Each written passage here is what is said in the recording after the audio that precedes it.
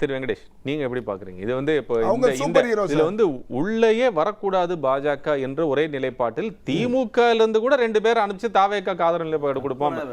ஆளுநர் கேட்டது தவறுன்னு சொல்லுங்க. கற்பனை திறன் ரொம்ப ரொம்ப அதிகம். இன்னைக்கு வந்து எங்களுடைய மாநில தலைவர் தெளிவாக ஒரு அறிக்கை கொடுத்துட்டார். இந்த தேர்தலில் எங்களுக்கு எந்த ரோலும் கிடையாது, நாங்கள் யாருக்கும் ஆதரவும் இல்லை, யாருக்கும் நாங்கள் எதிரியும் இல்லை, எங்கள் வேலையை நாங்கள் பார்த்துட்ருக்கோம் அப்படின்ற ரொம்ப தெளிவான ஸ்டேட்மெண்ட் பார்த்துருப்பீங்க. கான்ஸ்டியூஷன் படி ஒரு கவர்னருக்கு என்ன பதவி என்ன அதிகாரம் இருக்கோ அதை அவர் செயல்படுத்துகிறார். இப்போ அண்ணன் செங்கை பத்மநாபன் சொன்னதில் ஒரு இது ஏற்றுப்பேன். இவங்க புதுசாக இருக்காங்க, லெட்டரை ஒரு தவறாக அடிச்சிட்டாங்க அப்படின்னாலும், தவறாக லெட்டர் அடித்தது அமைச்சர்லாம் ஆட்சி அமைக்கிறதுக்குலாம் கவர்னர் கொடுக்க முடியாது. நீங்கள் மிஸ்டேக் பண்ணிட்டீங்க, இந்த ஒரு படத்தில் எலி படத்தில் போய் கொள்ளையடிக்க போறப்போ ஒரு செக் கொடுப்பாரு பாருங்க, கொடுத்துட்டு கையில் இல்லை இந்த செக்கை நாளைக்கு எடுத்துருவா, தெளிவாக கிளம்பிடுவா, லீவு நாளைக்கு அப்படின்னு. அந்த மாதிரி தான் எனக்கு இது வந்துச்சு அந்த லெட்டர் பார்க்க. ஆமாம், அந்த காமெடி தான் எனக்கு ஞாபகம் வந்துச்சு. இல்லை ரப்பர் அழிச்சிட்டு நாளைக்கு வேற லீவு, இந்த இதை மாற்றி எடுத்துட்டு வாங்கன்ற மாதிரி. பட் இந்த கண்டென்ட் முக்கியம் இல்லையா? கண்டென்ட் என்ன முக்கியம்னா இருங்க நான் சொல்றேன், நீங்க குறிச்சு வச்சுட்டு சொல்லுங்க. அதாவது நாங்கள் 2026 சட்டமன்ற தேர்தலில் பெரும்பான்மை இடங்களில் வென்றெடுக்கிறோம்.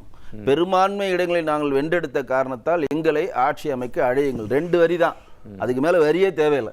கையெழுத்து போட்டால் அவர் ஆட்சி அமைச்சிரும். ஏன்னா ப்ரூவ் பண்ண வேண்டிய இடம் சட்டமன்றம்.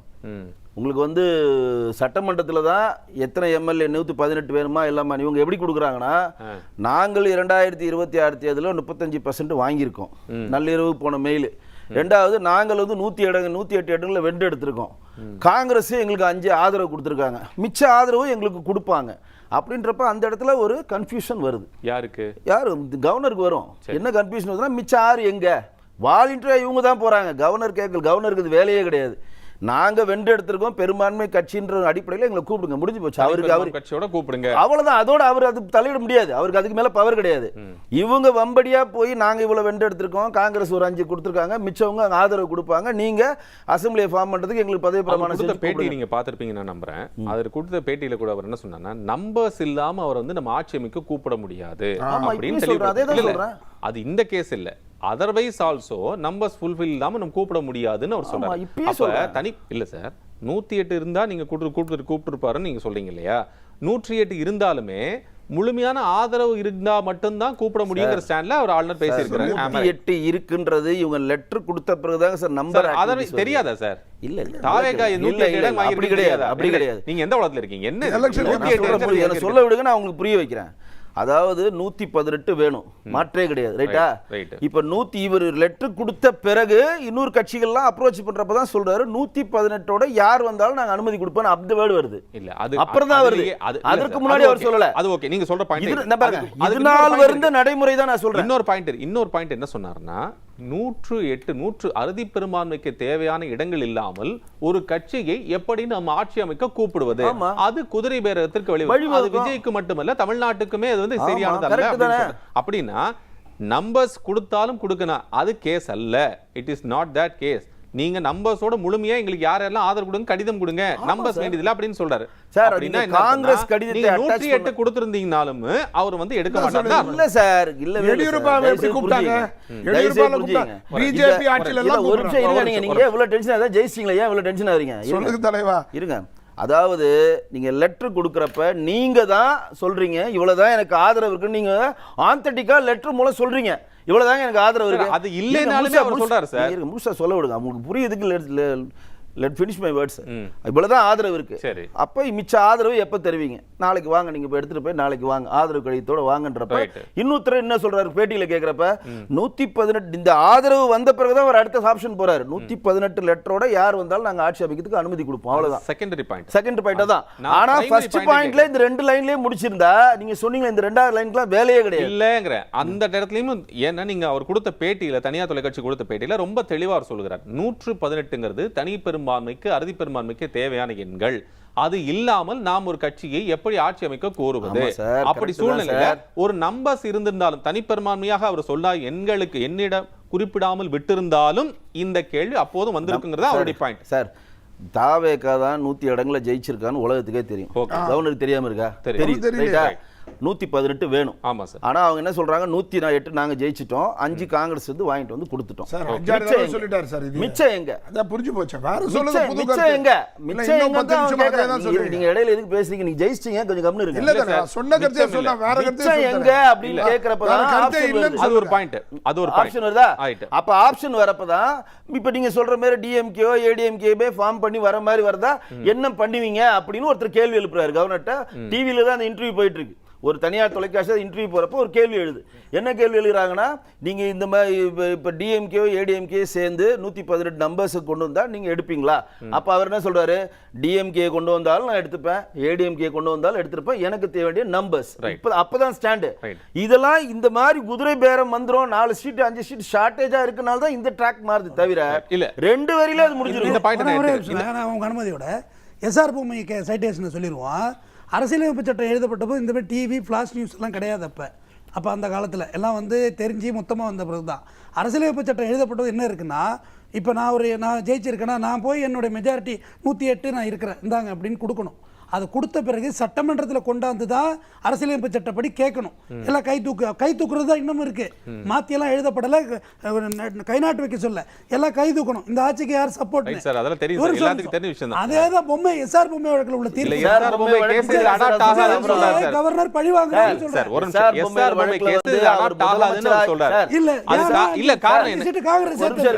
எஸ்ஆர் பொம்மை வழக்குல அவர் முதலமைச்சரா இருந்து இருங்க ஒரு நிமிஷம் வித்ரா பண்ணி இன்னொரு வரப்ப அதை தூக்கி இதுல நீங்க ஒப்பீடு பண்ணாதீங்க. இது 89 ஆட்சி அமைக்கிறார். அப்ப அவர் இருக்கும்போது எஸ்ஆர் பொம்மைக்கும் பதில் சொல்லிருக்காரு. அவர் வந்து ஜனதா கட்சிக்கு ஒரு நிமிஷம் சொல்லிறாரு. எஸ்ஆர் பொம்மை வழக்கும் கவர்னர் பதில் சொல்லிருக்காரு. இவர் என்ன சொன்ன கேள்வினா பதில் சொன்னார்னா அந்த சூழ்நிலை வேறு, இந்த சூழ்நிலை வேறு. அவங்க ஆட்சி அமைச்ச பிறகு கலைச்ச பிறகு பண்ற கான்ஸ்டிடியூஷன்ல சொல்றதை நீங்க ஃப்ரெஷ்ஷா கொண்டு வராதீங்க.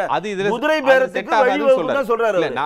நான் பாயிண்ட் புரிஞ்சுக்கிறேன். நானா வெங்கடேஷ், நான் என்ன உங்ககிட்ட கேட்கிறேன்னா, ஆளுநர் அவர்கள் சொன்னது இந்த எண்ணிக்கையில் அப்படிங்கிறதுனால நீங்க சொல்லிருக்கீங்க நாங்க தனிப்பெரும்பான்மை இருக்கிறோம் அப்படின்னு தாவேக தரப்புல கொடுத்தது அந்த 2 லைனே போதுமானது, நீங்க நம்பர்ஸே சொல்லிருக்க வேண்டாம் அப்படின்னு நீங்க சொல்றீங்க.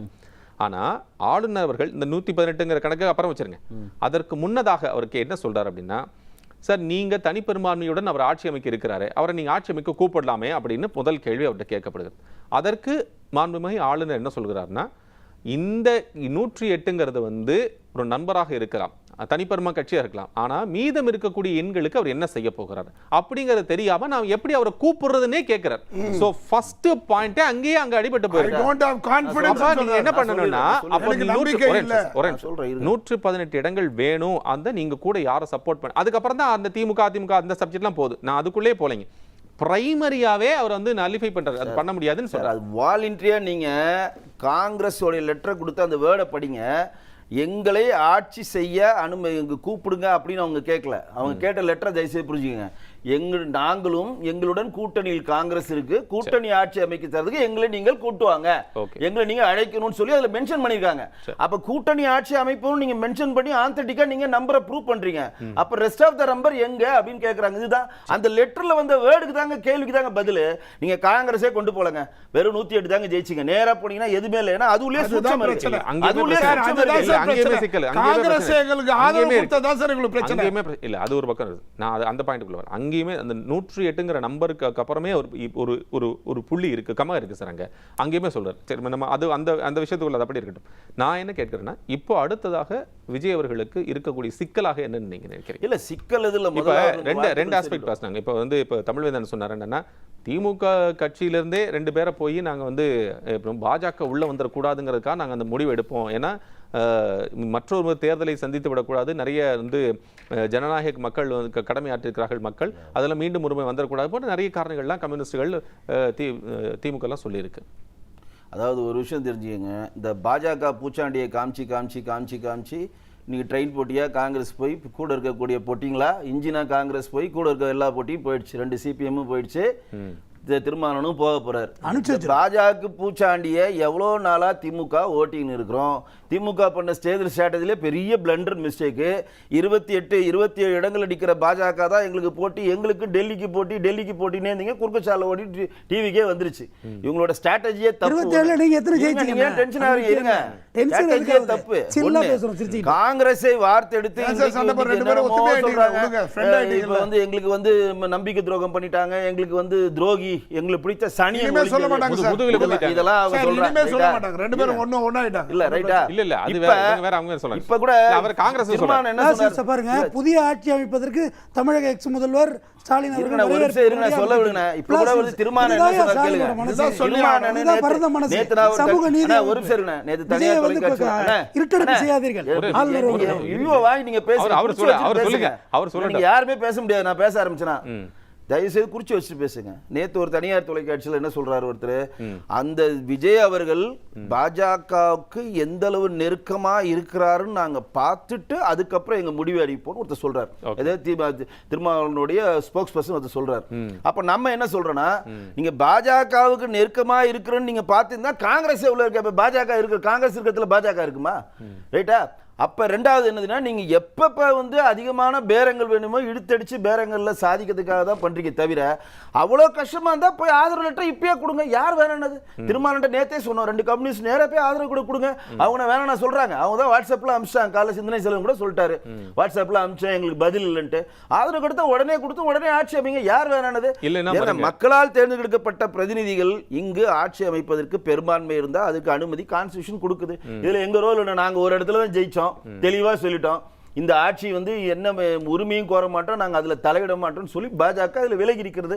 நாங்கள் அடுத்த கட்ட நடவடிக்கை எங்க தலைவர் மூலம் ஒரு பாயிண்ட்ல தான் சரி, எல்லாரும் ஒரே பாயிண்ட்ல நிக்கிறாங்க. இப்ப சிபிஎம்மும் சரி சிபிஐயும் சரி, இப்ப கூட அவங்க பிரஸ் மீட் பண்ணிட்டு இருக்காங்க. அவங்க வந்து பேசுகின்ற போது மத்திய அரசு எதிர்த்து போராடவே திமுகவோட பயணிச்சோம், இப்பவும் அதே புள்ளியில தான் திரு விஜய் அவர்களோட நாங்க சேர்றோம் அப்படின்னு ஒரு பாயிண்ட் சொல்றாங்க. அதே போல இது ஓடுவே கவர்னர் ரூலா வந்துடக்கூடாது, அது நம்ம மக்கள் வந்து ஓட்டு போட்டு தேர்ந்தெடுக்க மக்களுக்கு வந்து அது சரியானதாக இருக்காது அப்படின்னு நாங்க ஆதரவு கொடுக்குறோம்னு சொல்றாங்க. சார், அதாவது கட்சியோட நிலைப்பாடு, இவங்க ஒரு பொது எதிரியை வைத்துக்கொண்டு இங்க அரசியல் பண்ணணும்னு எல்லா கட்சியும் நினைக்கிறாங்க. அந்த பொது எதிரியை பாஜகவுக்கு பிரசன்ட் பண்றாங்க.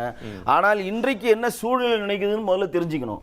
இதனால் வரையும் குஷனா இருந்த தாவேகா இனிமேலு தான் அவங்க முள்படிக்கையில் மேல் நடக்க போகிறார்கள். 2 கம்யூனிஸ்டுகள் விரல விட்டு ஆட்டுவாங்க. 2 கம்யூனிஸ்ட் திரும்ப எல்லாத்தை விட தமிழ் இந்தியாவில் இருக்கக்கூடிய ஒட்டுமொத்த கட்சியினுடைய நம்பிக்கை மாதிரி போய் கவுத்தது நம்பர் 1 கட்சி காங்கிரஸ். கெஜ்ரிவால்ல இருந்து நீங்க லிஸ்ட் விபி சிங் காலத்துல இருந்து எடுத்தீங்கன்னா பெரிய வரலாறே இருக்கு காங்கிரஸுக்கு. அந்த காங்கிரஸை வைத்து இவங்க மண்குதிரை நம்பி ஆத்துல இறங்குறாங்க. போயிட்டு ஒரு ரவுண்ட் அடிச்சுட்டு வரட்டும், அவங்களும் கொஞ்ச நாள் ஆளட்டும். என்னதான் பண்றாங்க? எனக்கு 6 சிலிண்டர் வரப்போகுது, 2500 ரூபாய் வரப்போகுது, என்னுடைய பெண்கள் எல்லாம் இலவசமா பயணம் பண்ண போறாங்க. மகிழ்ச்சி. உங்களுக்கு 2500 ரூபாய் வருமா? ஆமா, என் ஒய்ஃபுக்கு வரும்ல, எல்லாருக்குமே வரும்ல. ஜனநாயக கூட்டணியில அஇஅதிமுகவோட இணைந்து நம்ம போட்டியிட்டோம். எங்களுடைய இலக்கு 2029 தெளிவா சொல்லிட்டோம். 29ல இங்க 26ல முதலமைச்சராக எடப்பாடி வரதுக்கான நாங்க வேலைகள் செய்வோம்ன்றது எங்க ஸ்டாண்ட் தெளிவாயிடுச்சு. இன்னைக்கு அதுக்கான அறிக்கையும் வந்துருச்சு. எங்க ரோல் இதுல எதுவுமே இல்லை, யார் ஆட்சி அமைக்கிறது நாங்க முயற்சிக்கவும் இல்லை. அந்த ரோல் சம்பந்தமா நாங்க எந்த இதுல ஈடுபட போதும் நாங்க தனிச்சு நிக்கிறோம். யாருக்கும் சப்போர்ட் இல்லை. முடிஞ்சிருச்சா? இவங்க இந்த பூச்சாண்டியை விடவே மாட்டாங்க. பிஜேபி வந்துரும்.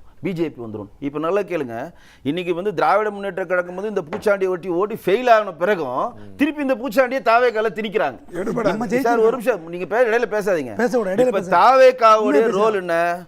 மத்திய சர்க்காரோடு இணைந்து செயல்பட்டால் மட்டும்தான் அவர்கள் சொன்ன தேர்தல் வாக்குறுதி நிறைவேற்ற வேண்டும். அவங்க இருக்காங்களா? அந்த கண்டிஷன்ல இருக்காங்களா? இப்ப இவங்க என்ன மறுபடியும் குறுக்குச்சாலை ஓட்டுறாங்கன்னா, காங்கிரஸ் திருமான 2 கம்யூனிஸ்ட் பொது எதிரியா வச்சாதான் நம்ம வளர முடியும், பாஜக நீ சப்போர்ட் பண்ணக்கூடாது. இப்போ தான் சொல்றேன், முள்படுகையில் மேல் தான் படுத்திருக்காரு நண்பர் விஜய் சார். முள்படுகையில் மேல் படுத்துட்டு அங்க மோடி அவர்கள் ஒரு திட்டம் கொடுத்தோம்னா இங்க உடனே நாங்க தீர்மானம் போடுங்க சட்டமன்றத்தில் இருக்கிற எல்லா கொடைச்சலையும் இவர்கள் உள்ளுக்கு கொடுத்துக்கிட்டே தான் இருப்பாங்க. ஏன்னா அங்க இருக்கக்கூடிய காங்கிரஸோடைய பொது எதிரியை எதை பார்க்குறாங்க? பிஜேபி தான் பார்க்குறாங்க. பிஜேபியோட பொது எதிரி காங்கிரஸ். இன்னும் நாங்கள் எதுவுமே சொல்ல மாட்டோம். நேஷனல் பார்ட்டிக்கு நேஷனல் பார்ட்டி தான் எதிரி. இங்கே திமுக எதிரி, அதிமுக எதிரிலாம் நாங்கள் சொல்லவே மாட்டோம். எங்களுடைய எதிரி வந்து காங்கிரஸ். இப்போ காங்கிரஸோடு இணைந்து அவர் செயல்படுறாரு அப்படின்னு நீங்கள் கொண்டு வந்தீங்கன்னா அப்போ மத்திய சர்க்காரோட இணக்கமான போக்கை இப்பொழுதே நாங்கள் கடைபிடிக்க மாட்டோன்றதை மறைமுகமாக சொல்ல வராங்களா? அதுதானே இவங்க தூண்டில் போடுறாங்க. அப்போ என்ன எதை நோக்கி நகரம்? என்ன இப்போ திமுக வந்து ஜிடிபிக்கு மேலே கடனை வாங்கி மொட்டை அடிச்சுட்டு போயிடுச்சு. மொத்த கடனும் 15 லட்சம் கோடி விஜய் சார் தலையில கட்டியாச்சு. 82,000 கோடி கடனை கட்டணும். வருஷத்துக்கு 82,000 கோடி கடனை கட்டணும். 20% மூலதனத்தை கட்டணும். மொத்த கடனையும் வாங்கி மொட்டை அடிச்சிட்டாங்க. இதை தரேன் அதை தரேன் மொட்டை அடிச்சுட்டாச்சு தமிழ்நாட்டை. இப்ப அவர் திட்டங்களை நிறைவேற்றணும்னா நிதி ஆதாரம் எங்க? ப்ராசஸ் எப்படி பண்ண முடியும்? அவர் சொன்னது வந்து தமிழ்நாட்டுடைய பட்ஜெட்டே 4 லட்சம் கோடி. அவர் சொன்ன இலவச திட்டங்கள் 12 லட்சம் கோடி, 3 டைம்ஸ் ஹையஸ்ட். எப்படி பண்ண போறாரு? இதுக்கெல்லாம் அவரு முள்படிக்கை மேல இருந்தா அவர் பதில் சொல்லணும். இன்னும் இந்த பூச்சாண்டியை வச்சு ஓடுனீங்கன்னா இப்ப பாருங்க தோத்துட்டீங்க. நீங்க என்ன சொல்லணும்? இப்ப கலைஞர் அவர்கள் நான் பாராட்டுவேன். இந்த மக்கள் சொன்ன தீர்ப்பை தலைவணங்கி ஏற்கிறேன், முடிஞ்சு போச்சு, அது சொல்லிட்டாங்க ரைட்டா? ஆனா இவங்க எப்படி குருசால் ஓட்டுறாங்க பாருங்க. நாங்க தான் அங்க அமுச்சு வச்சோம், இவங்க பெரிய அப்படியே கிங் மேக்கர், இவங்க அதான் புட்டுக்கிட்டு போச்சு. அப்புறம் என்னது? நீங்க தான் அமுச்சு வச்சீங்க. நீங்க 5 ஆண்டு கால மக்கள் ஆணையில என்ன ஆச்சு? யார் கூட்டணி போயிருக்காங்க? உங்க கூட்டணிக்கு வரல அப்படி? நாங்க வந்து என்டிஏ கூட்டணிக்கு வரல. எங்களுக்கு திமுக, நான் எங்க ஆங்கிலம் சொல்லுவா, திமுக வீழ்த்தணும், வீழ்த்தியாச்சு. எங்களோட தேசிய ஜனநாயக கூட்டணியுடைய நோக்கம் என்னது? திமுக வீழ்த்தணும். வீழ்த்தியாச்சு. தேசிய ஜனநாயக கூட்டணி வீழ்த்தியாச்சு. இவங்க இன்னும் பாருங்களேன், பாஜக பூச்சாண்டிகள் அடிபட்டு கிட்டத்தட்ட வாஷ் அவுட் ஆயிட்டாங்க, ஒட்டுமொத்தமா காலி. திமுக ஒரு கட்சியில பண்ணியாச்சு. ஆனா இன்னும் பாஜக பூச்சாண்டி வச்சு ஓடி நிக்கிறாங்கன்னா எதிரியை தேடி அலையறாங்க. எதிரி கிடைக்கல. இந்த எதிரியை வச்சே ஓட்டலாமா? இப்போதைக்கு இப்ப வந்து மாண்புமிகு முதலமைச்சர் வெள்ளக்கொடை பிடிப்பாரா? மாண்புமிகு முன்னாள் முதலமைச்சர் வெள்ளக்கொடை எடுத்துட்டு வருவாரா? கருப்பு கொடை இன்னும் இதே ஓட்டுவாரா?